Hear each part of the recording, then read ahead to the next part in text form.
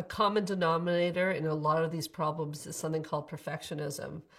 It seems that we are raised to believe that that's the ultimate goal, but we're destined to fail because humans are not perfect. Humans make mistakes. So when I see a client who has these incredibly high standards, they truly believe those high standards are what made them who they are. And usually these are very successful people. The truth of the matter is research shows us they would have even done better if they would have lowered their standards.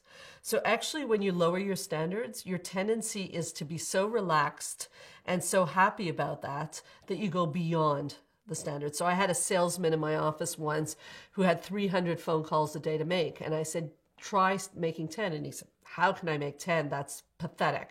Try making 10 and then see what happens. Sure enough, as he started to make the 10, instead of feeling like a failure like he did every single day when he failed on his 300 calls, he felt so good, he kept going and he got to his 300. So actually, when we lower the standard, our possibilities for success and effectiveness increase tenfold. Perfectionism, again, is very much prevalent in our society, not only our families of origin. Everybody wants to present themselves as perfect. We're not. There's something that exists in all of us. I tell all my clients called the good, the bad, and the ugly. And if you're not aware that you have the good, the bad, and the ugly, then your self-esteem is not good because you have not accepted all the parts of yourself. And part of loving yourself is accepting the good, the bad, and the ugly. So we want to lower the standard and we want to become friends with the parts of ourselves that are not so perfect. They're okay. Sometimes they're even what make other people relate to you more. I always joked with clients, if I went up to them and said, hi, I'm Sandra, I'm a perfect therapist. Would you want to come see me? I don't think so. Another part of the perfectionism schema is that we focus on things we did wrong and we don't focus on what we've done right. And we also do something that's called magnification. It's a distortion. We put a lot of emphasis, we magnify the things we've done wrong, and we put very little emphasis on what we've done right. And that's a recipe for a disaster. It's almost a setup for failure. Because if I focus on what I've done wrong, then I right away start to lose my confidence, right as I'm sitting here right now. Perfectionism is harsh.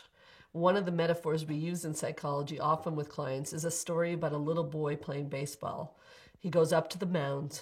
He tries to hit the ball. He misses the ball. Out of left field comes someone by the name of Coach A. And Coach A walks up to Johnny and says, Johnny, what's wrong with you? Keep your eye on that ball and get that ball. And Johnny, of course, is shaking, nervous, a tear in his eye, and he misses the ball. We start the story over again. This time Johnny's at the mound. He misses the ball. And out of right field comes Coach B. And Coach B puts his arm around Johnny and says, Johnny, fly balls are difficult. Keep your eye on the ball and just do the best you can. Johnny goes up and hits the ball.